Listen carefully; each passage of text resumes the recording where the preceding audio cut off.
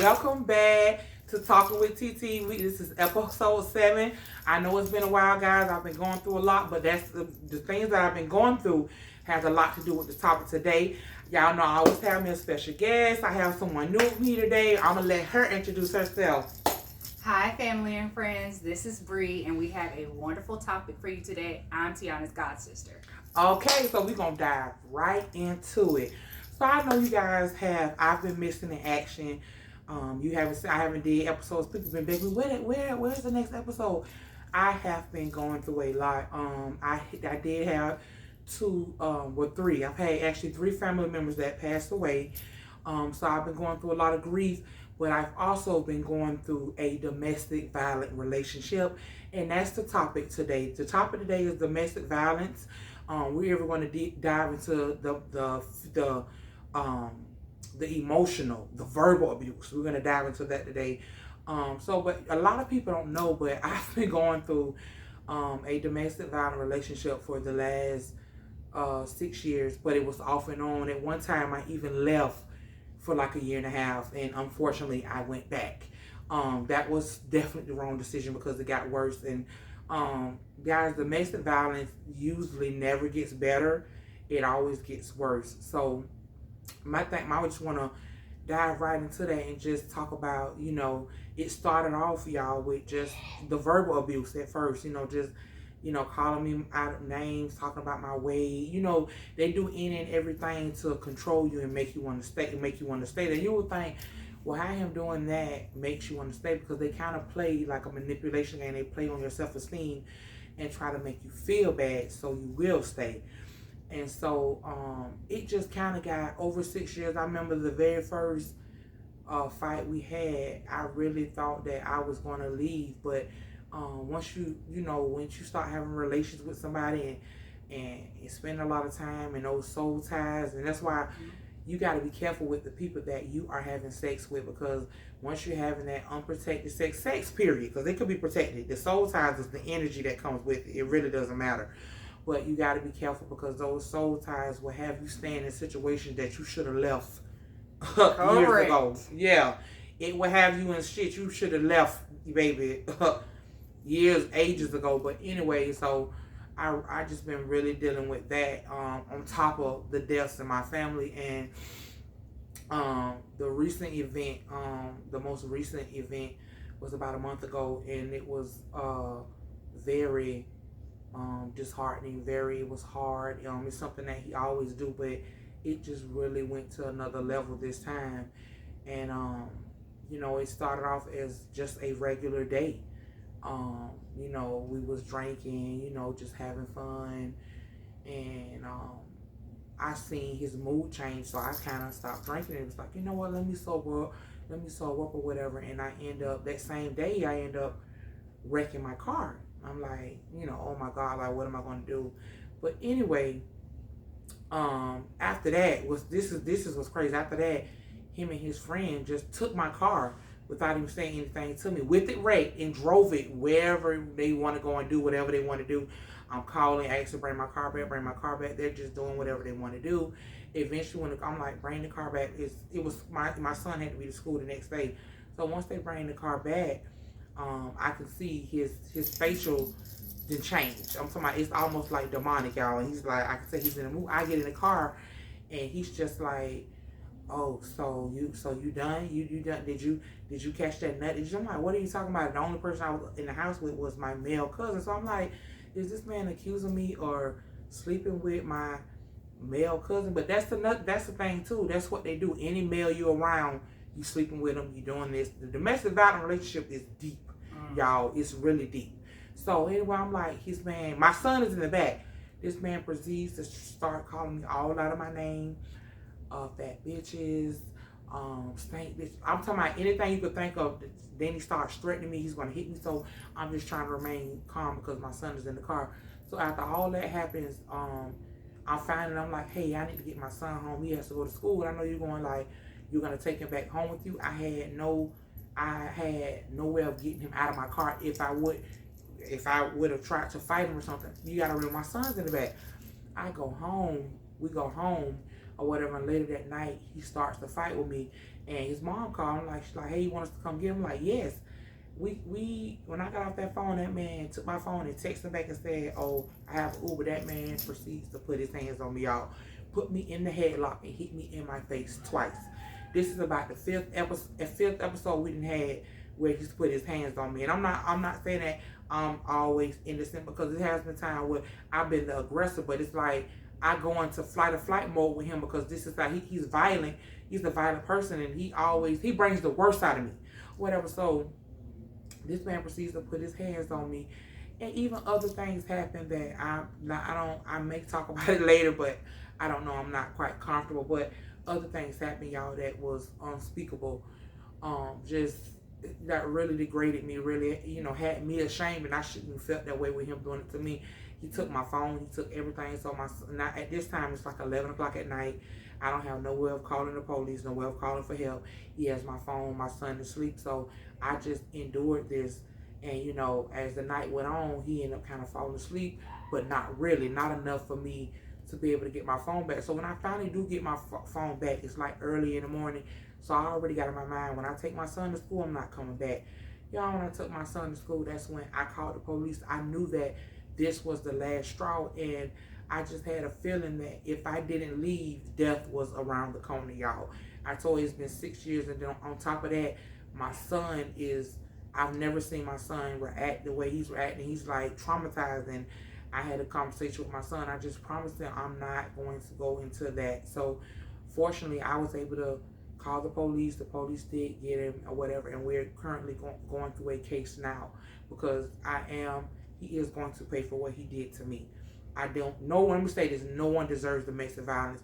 I don't care if you did provoke somebody. I don't care if you called them out of their name. Nobody deserves to have them put your hands on them. Somebody put their hands on you. Domestic violence is not okay in any situation, no matter what you did. I'm telling you, it does not get worse. It does not get better, it gets worse. Let me say this. I was doing my research, and do you know that 75% of women do not get out of it alive? And most of the time when these men pursue them, 70% of the women end up dying when they try to leave, or they have already left. So and that's a very high statistic. Right. That's very, very high. That's more than 50%, very close to 100%. Only 25% live to tell the story I'm telling you. And even right now, y'all, I'm in danger, because I don't know if at any moment something snap in. So I really got to pray and be on guard. Like, I'm in the process of getting a restraining order, but the thing about the restraining order, it doesn't stop them. For a lot of people don't care about that. It just, not if you had a restraining order, if they do come around you, they can go to jail. But if they kill you before then what? Correct. So it's just like, man, it's a lot to go along with that. And I just want to tell y'all a little bit of my story, just to show y'all the seriousness of it. And the child was involved in all of this. Like, please, get out. Leave. Do not walk. Run. If you with somebody that is putting their hands on you, woman or man, whether it's the woman doing it or the man doing it, you need to start planning an exit plan to get out. And I'm going to let my sister just dwell on, maybe some of her experiences, or just kind of talking about this subject, because this is something that we talk about all the time. She's been there for when I've been with this guy, going through these things over and over. So I'm going to let her kind of, touch bases on that. I think that there's a very false stigma that it's just, a man physically putting his hands on a woman, because men can be, physically assaulted as well. Correct. Men can go through domestic violence as well.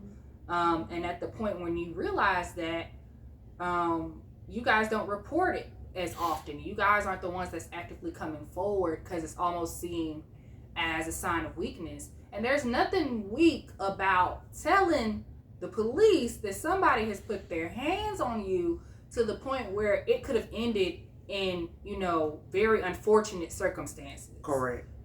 There's nothing great about that at all. Another thing with that is it's not just physical, You have the verbal abuse, you have the emotional abuse, you have the mental abuse. You know, you have all these other things in which a person can do to you, make you feel guilty, manipulate you, you know, and some things happen without your consent. There's, you know, there's sexual abuse there also. Right. You know, Right. anytime, no means no. Correct. And at the point that you say no, that does not give a person the consent to move forward with something. Correct.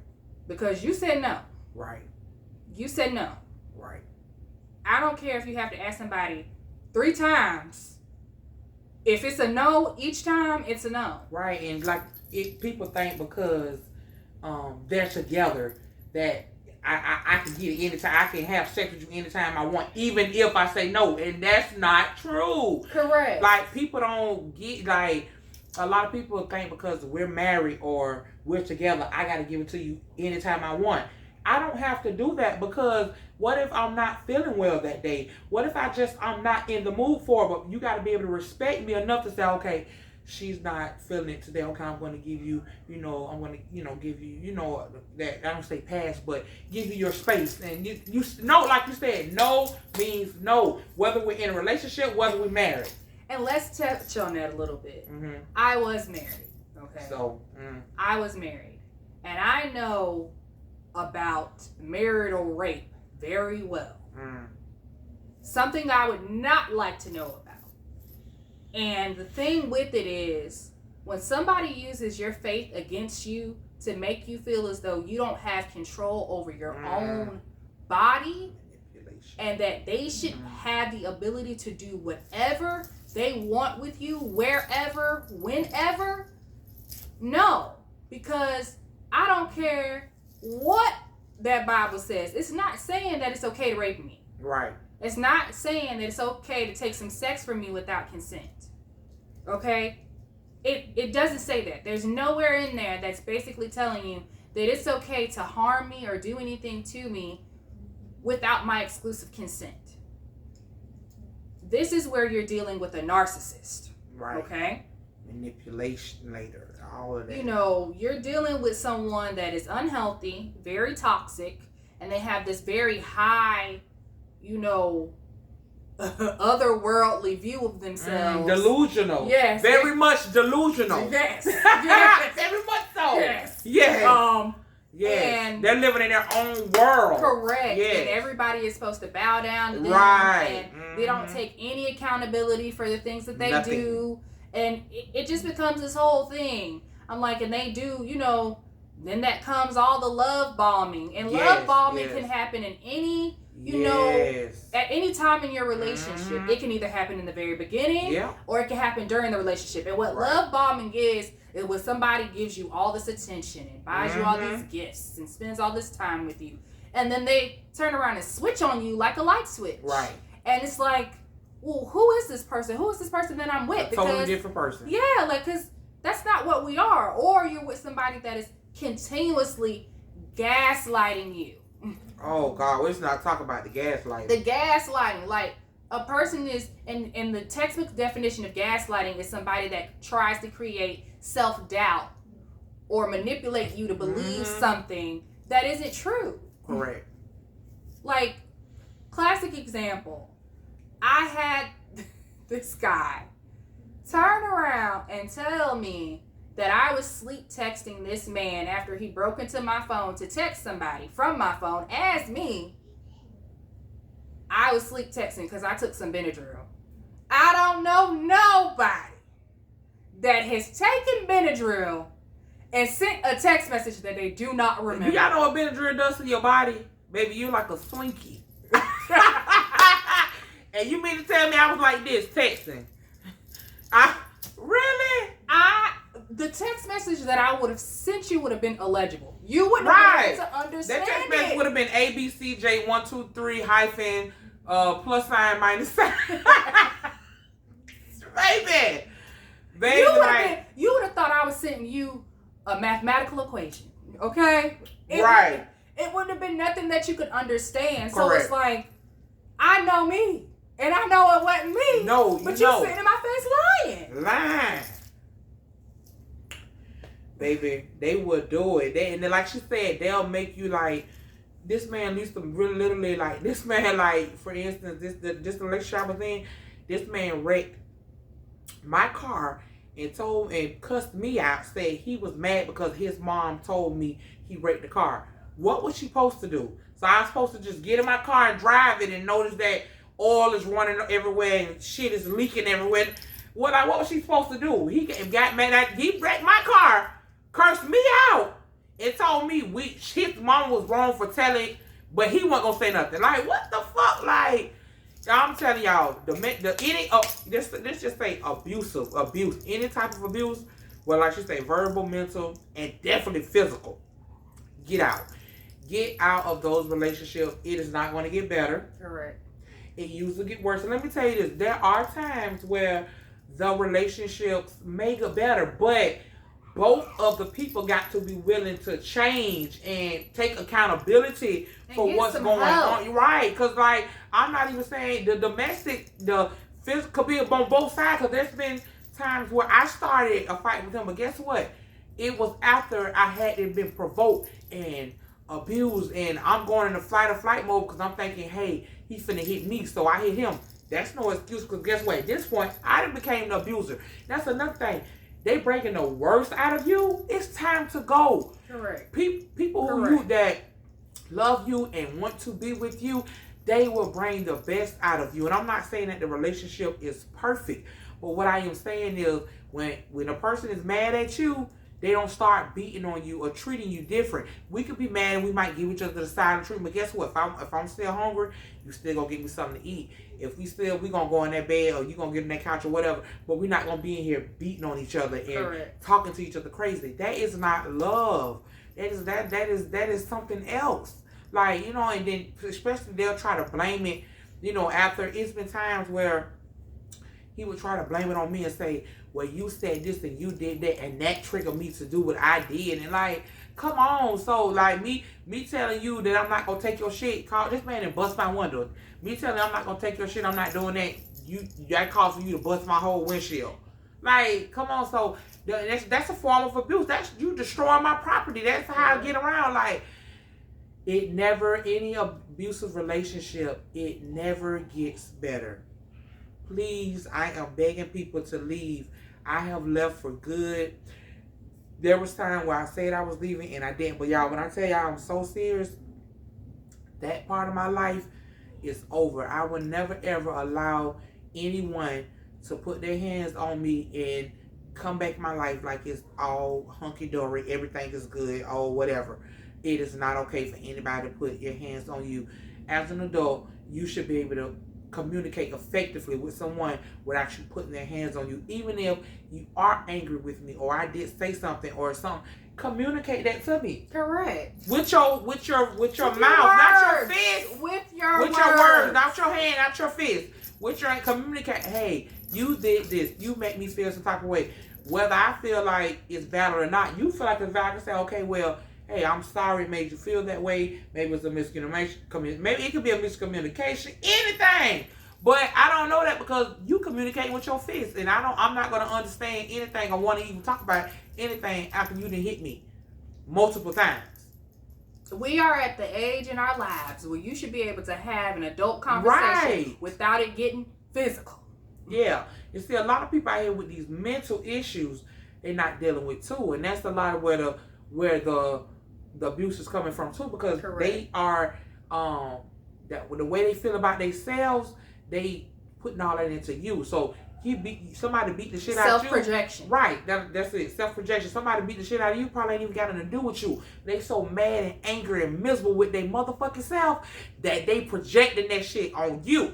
You know what I'm saying? Mm-hmm. So you wonder how these men beat these women to death, and how because they done projected, like they projected everything they feel about themselves onto another person. And guess what? It's too late. They didn't realize you done beat this lady to death or damn near to death. Mm-hmm. You know, like I've been kidnapped and taking my phone so I can't call anybody, destroying my property. And I could go on and on where I endured in this 6-year relationship. And this man was very, very mentally ill, but because I was his woman and I loved him, I stayed and I tried to help him. But You can't help nobody that don't want to help yourself. Correct. We would talk about Correct. him going to the doctor, get medication, going to therapy, going to church, getting a relationship with God, everything. He didn't want to do nothing but smoke and drink. Nothing. Guess what? I love me a good drink, but guess what? That drinking don't come above me getting up and doing what I have to do. It don't come above me taking care of my children. It don't come above none of that stuff. All this is all he wanted to do. So at that point, somebody not helping themselves, you can't help nobody. Correct. They gotta want the help from themselves in order for you to even be able to help. That's like they say, leading a horse to the water, but you can't make the horse gotta drink the water itself. You can't put that motherfucking horse, you know what I'm saying, head and drink the water. They gotta want to drink it. Correct. So if you're in a situation in a domestic violence relationship, I really, really encourage that you leave. Start planning an exit plan, whether it's you're saving money, but it has to be quickly and swiftly, because you don't know when they're gonna make the next move, and if that next move gonna be the last move. Correct. Really, like I'm like we really just like people not talking about it enough. And I know, let me say this too. I know it's easier said than done, because guess what? I didn't left my situation, and I still love that person. But guess what? I love me more. Correct. So I know it's hard, and you can't stop the feelings, you know, because you hate what people done to you, but it don't stop the feelings. So I'm forcing myself to not love them anymore. And guess what? I'm gonna keep going until that emotion, the how I feel about him, it go away. Because if not, this is going to end in death. Because even if someone goes to jail, you can get right. People go to jail for years, 3, 4, 5 years, and hop right back out and go back to that person, and then somebody die. So I would say in jail or death. No, it ends in death. That's the only option. So get out while you can. Like, is there anything else you want to speak on it about, Bree? You know, the thing that I would also, push you to pay attention to, if you're getting into an argument with someone and they're starting to hide your phone, hey, that's a red flag. Yep. Because they're plotting and scheming to do something to you, and you're not going to be able to call for help or get away or anything like that. And the last thing you want is your family and friends to be getting calls from the hospital after you ain't been rushed to the ER behind getting into a physical altercation with somebody that's supposed to love you and that you're supposed to love. Right. Because these people, in their own little weird, scary, creepy behind way, they love you. Right. That's the sad part. That's what's so scary about it. Is the fact that they actually feel deep inside that they love you. Yep. And they're doing this to you because they love you. So I mean, and that's why I feel like a lot of people stick into it, because in their own twisted way, it's like, but they love me though. Like, this person really loves me. They wouldn't do all of this if they didn't love me. Yeah. But then you realize it's becoming more, toxic for you to stay in that now, because it's like it just keeps going from bad to worse. And and when you leave and you go back, you're basically telling that person that those behaviors are okay. That you're okay with being mistreated. You're okay with how they speak to you. You're okay with them putting their hands on you. You're okay with them manipulating you. And it's not healthy. And you could really and truly be with someone that is emotionally intelligent. Right. And that has dealt with their past traumas. Right, correct. That will really love you and take care of you the way that you need to be taken care of. While you sticking over here getting black eyes and busted lips. Like, you're not even going to see anybody good coming your way because you're so traumatized and you're in this detrimental situation. Yeah, and let me leave y'all with a couple statistics too. I was reading up 4,000 women die a year from domestic violence. That's a lot of people, y'all. And you may say, well, there's millions of people in the world, but you could easily become part of that 4,000. And on top of that, every 1 in 3 women and 1 in 4 men experience physical abuse, mental abuse, sexual assault, or stalking in some sort. That is, those 1 in 3, that's damn near everybody you know. Correct. So if it's 3 people, 3 women in this room, at least one of them, and if not all, correct. You know what I'm saying? Me and her, we're just 2 in here. We both have experienced some type of abuse. Correct. You know, some type of whether it be the domestic situation or whatever, friends, family, whatever. Because it could be, it don't have to be necessarily a relationship. It could be other people too. Friendships. Right. It could be other people too. So I'm just saying, like, when you realize that, get out of it. Especially, y'all, all abuse is bad, but when it gets physical, it didn't, like, because, verbal abuse is hard on your mental. It could, it can have you suicidal, have you wanting to unalive yourself when you have to kill yourself, whatever. But it usually starts at verbal. By the time it gets to the physical, leave. Like, don't even let it get to the physical. Somebody verbally abusing you in the beginning, like, that's a red flag anyway. And you noticing a few things. Right. When you start noticing that, it's like, oh. Right. Snap. It's looking like it's finna take a left turn. Right. It looks like we're about to get physical. Like, if it looks like it's about to get physical. They walking up on you. You get into physical. Like that. You get into verbal disputes with a person. Right. And instead of y'all going y'all separate ways and cooling off, that person is literally running behind you when y'all arguing, like they finna throw hands. Right. And you like, okay, I'm walking away with my back turned and you're running up on me. Yes. So what you finna do? Right. It's either me or you. It ain't gonna be me. Correct. It ain't gonna be me. I don't care who it, boyfriend, husband, sister, brother. It's not. Let me say this: somebody running up on you, anybody putting their hands on you, it's anything I got to do to survive. That's what I'm going to do. But I don't even want you guys to deal with that. That's why I do this podcast, because I want to reach out to people and just let people know. And the people that come on here, they feel the same way. We are on here to inspire people. We are on here to warn people. Like, don't even go through that. When you start those early signs, like when they start being verbally abusive, like you say, when y'all get verbally abused, they start running up on you or walking up on you, and maybe they haven't hit you yet, they're gonna hit you eventually. Or they're throwing stuff. Yeah, throwing stuff at you. All of that is physical, like. Or they're talking about you to your family and your friends. Yes.